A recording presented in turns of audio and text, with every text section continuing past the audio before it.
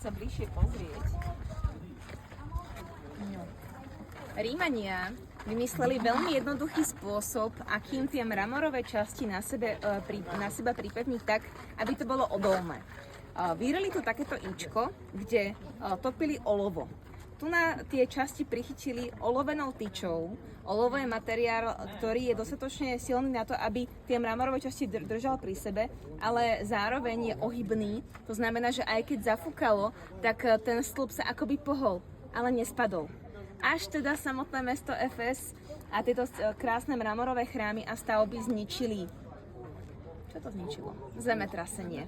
Ničivé zemetrasenie, ale zároveň aj nájazd arabských kmeňov, ktoré to celé vyplienili a podobné záležitosti, ale tomu sa budeme ešte neskôr venovať. Takže takýmto spôsobom. Podľa gréckej tradície tieto stĺpy mali 24 takýchto výklenkov. 24 preto, lebo grécka abeceda má 24 písmen. Preto 24. Mramor bol použitý na výstavbu celého mesta Efes. Prečo práve mramor? No mramor je materiál, ktorý tu bol celkom k dispozícii všade. Neviem, či viete, ale možno aj mramorové kuchynské linky, ktoré máte doma, pochádzajú z Turecka.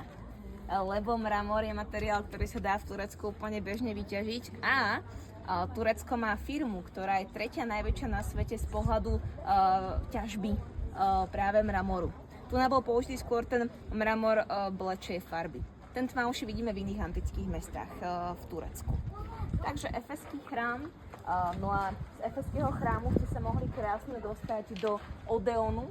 Odeon, alebo teda koncertná sieň, slúžila na stretávanie sa politikov, takže by sme to mohli nazvať ako? Parlament.